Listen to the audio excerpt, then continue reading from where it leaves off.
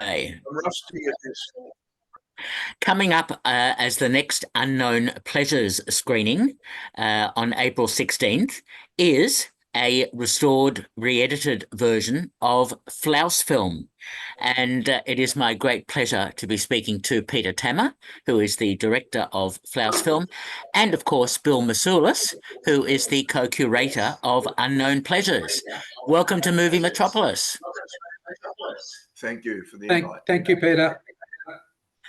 Always good to talk to you, certainly, Bill. And Peter, if I can start with you, this film has a really interesting history because I remember seeing the film at MIF in '92, and I remember you were denied funding and to complete it, and then eventually in 2009 it was screened. Tell me about this history of the film because it sounds quite incredible. All right. Well, I'll simplify it. It was made in two stages. I started making the film about 1987 when I applied for a grant through the Creative Development branch to get it. And I got funding for it to take it to Double Head, right? And so the next 3 or 4 years I spent following Flaus around and making a film on 16mm mainly, but I did have some video inputs coming from various sources because I had a Handycam at that time. And I was tempted to do the whole thing by Handycam instead of ARRI-SR and Nagra and all that. But I didn't do that. I just got some scenes of it done with the Handycam. And some of them have come up incredibly well in this restored version. I got it up to what we would call a double head preview stage by around about late 91 or during 1991. I had my friend Kit Guyett come down and we edited the film according to my original plan that I had laid out before he arrived in Melbourne. He came down from Penrose in New South Wales, and I hired him for a few weeks on the budget that we had going at the time to edit the film so I could try and get further funding.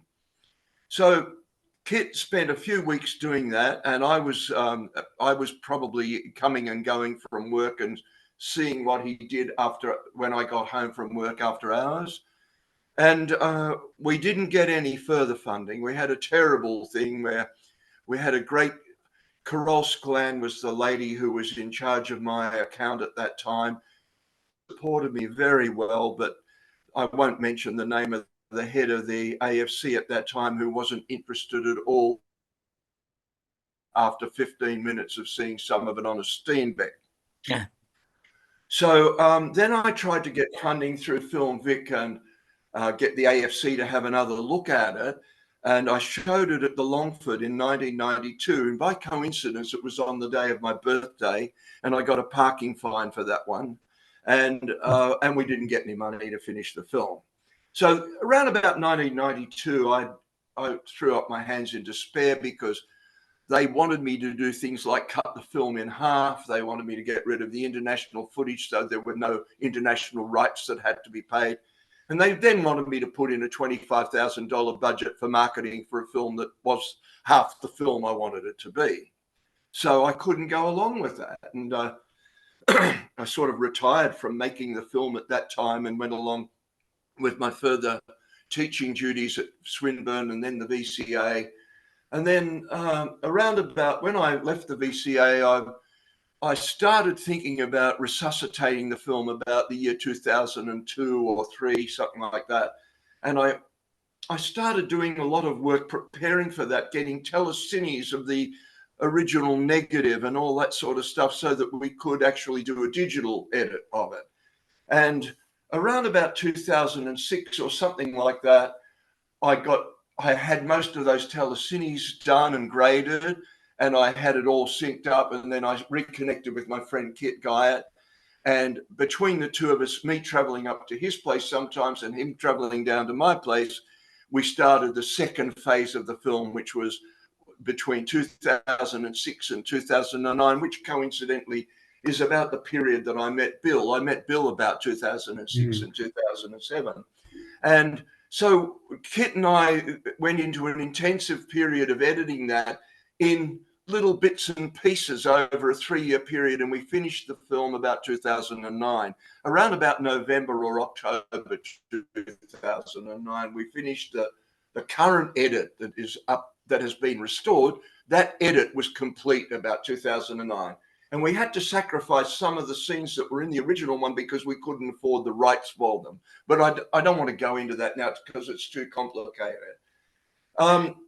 In the first stage, I had an enormous amount of assistance from 2 people in particular. There were a lot of people involved in helping me with that film, but 2 of the most important ones were Fiona Egger, who was my production manager for the first phase of the film. And she carried us through till that 1992 period.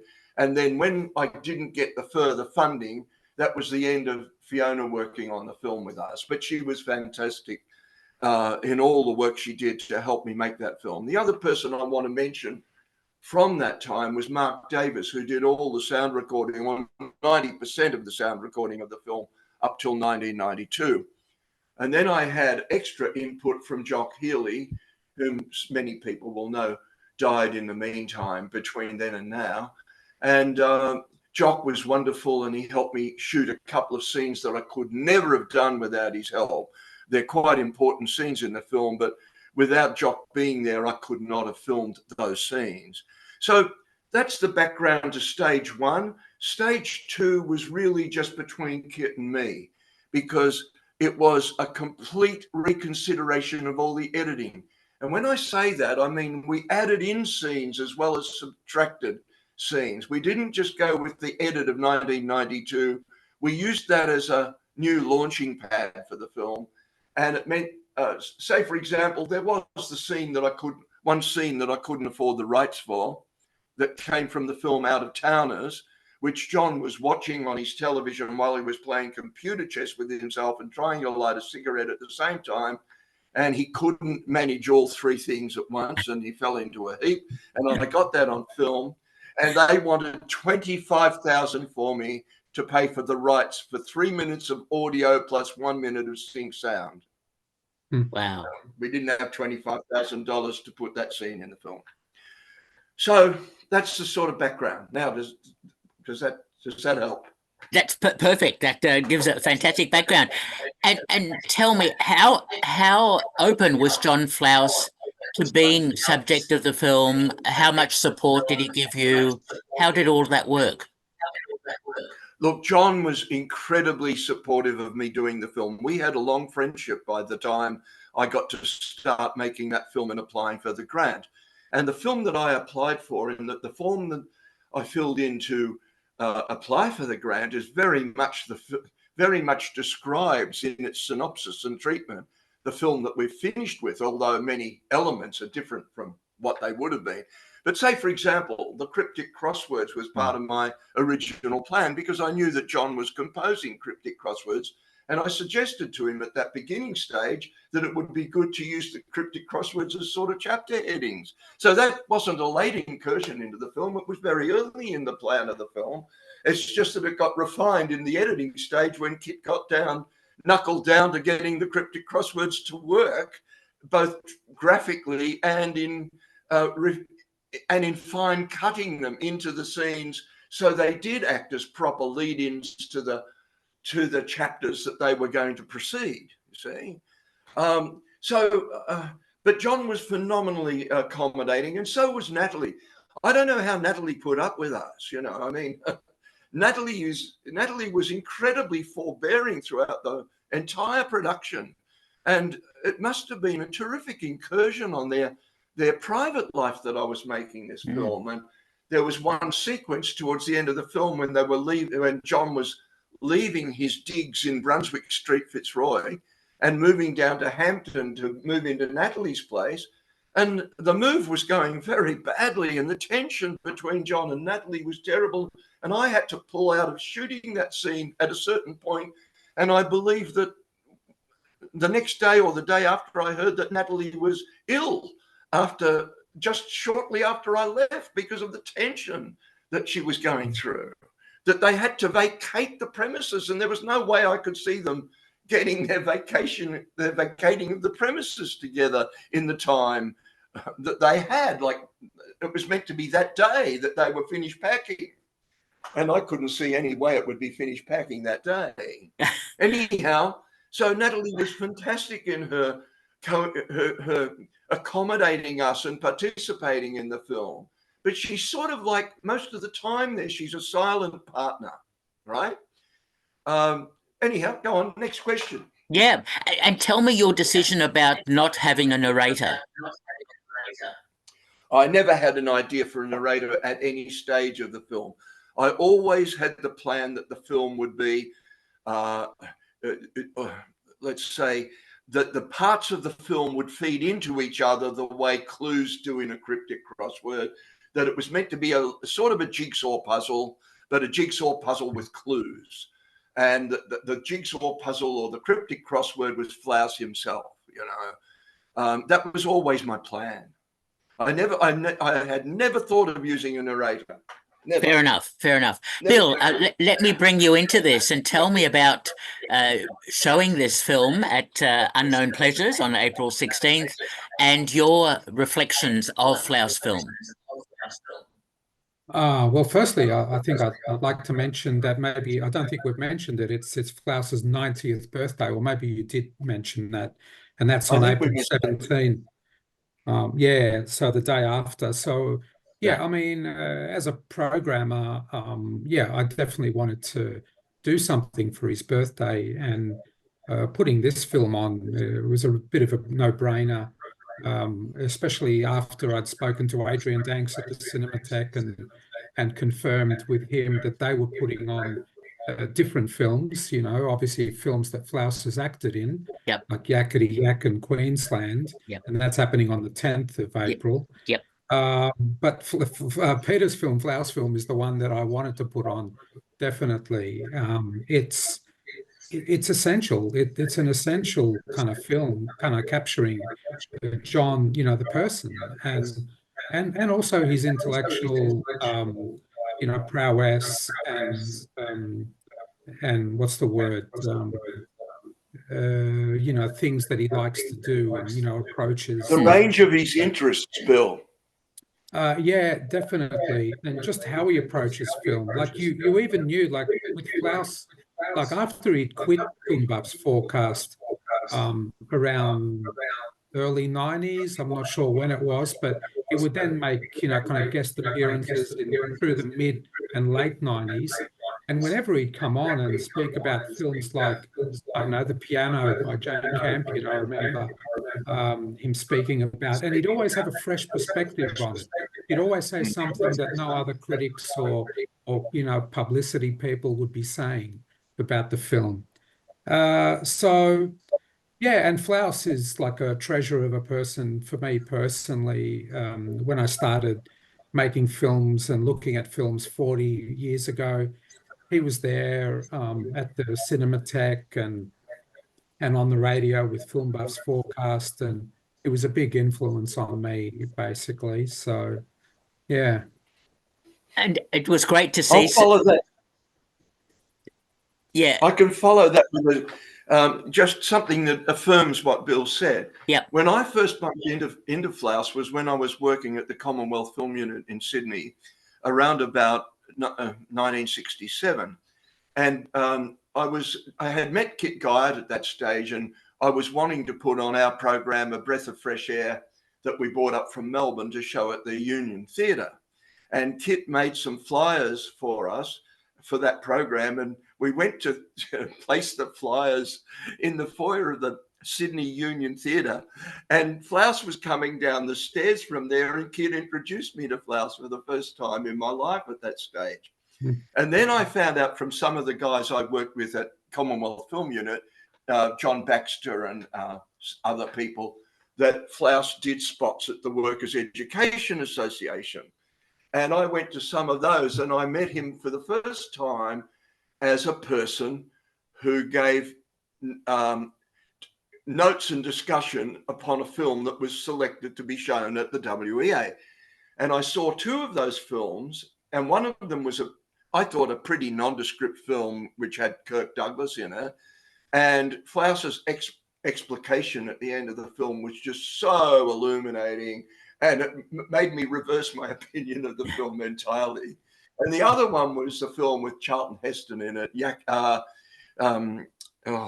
Western from the 60s, where he plays a Union major chasing rebels across the border in Texas.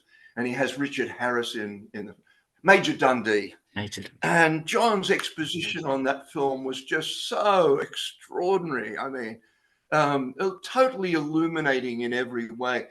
And then he moved to Melbourne, and I bumped into him when Monique and I were living in Canning Street. He was coming down the street one day, and we bumped into each other in the street I lived in Canning Street, North Carlton. So that's where we started to become closer friends.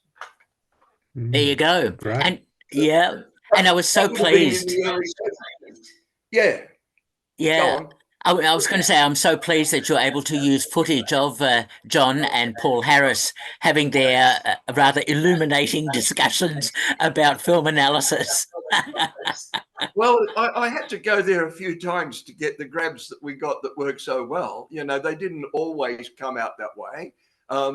And people have commented how they love that sequence, those sequences in the film when he's in that studio with Paul. But you know, there are so many things I like in the film that are very different from that. I like some of the things where it's just a little intimate moment when he's watching an Australian film and he's finding it unbelievably bad to be viewing this. It's so bad he can't find words for it.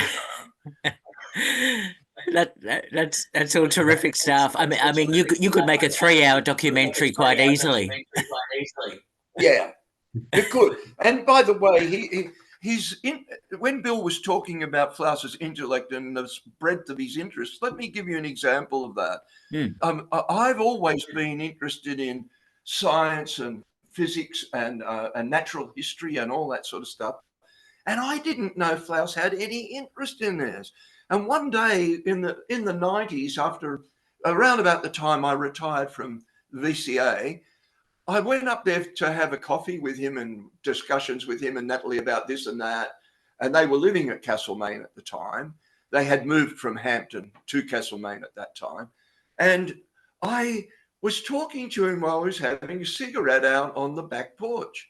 And he started telling me about an American film director whose name I can't remember, who I had never heard of at the time.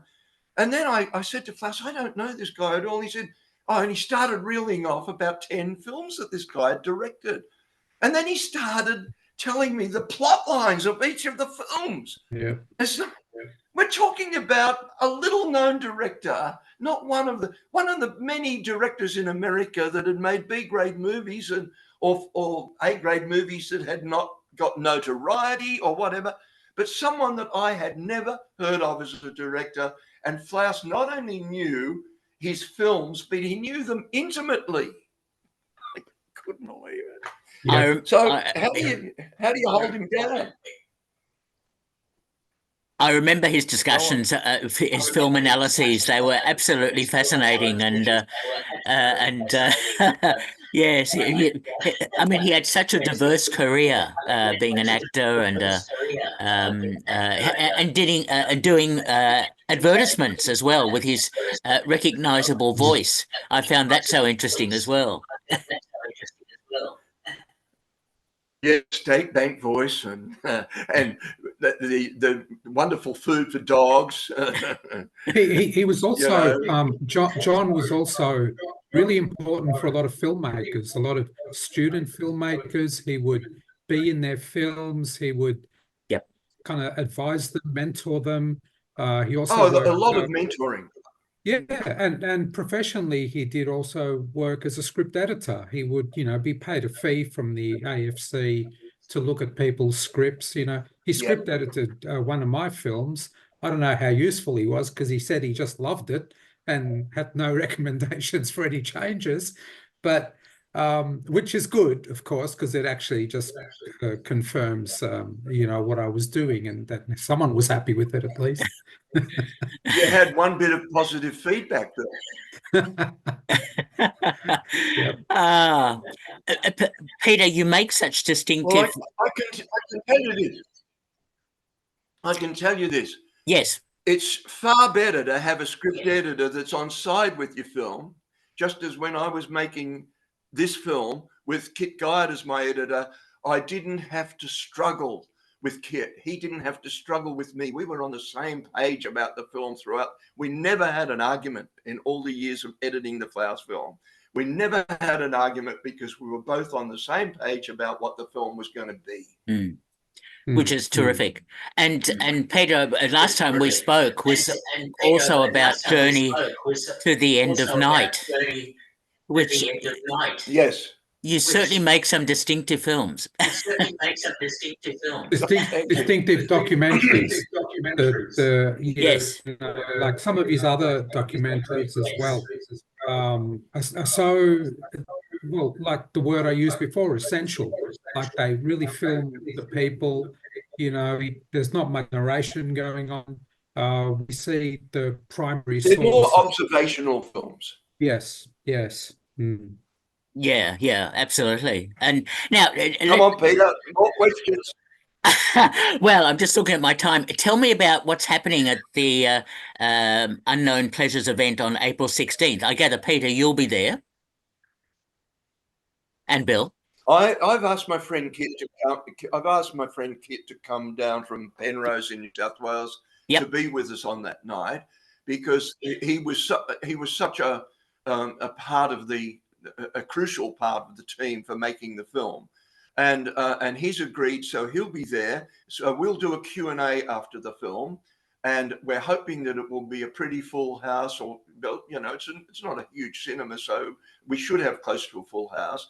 And I'm hoping it will be a bit of a party atmosphere, because the people who will be coming will be people who love Flaus. And so it's, as the film was made as a celebration of Flaus, the only thing that's wrong about the night is we can't expect John to make it down there because he's not in.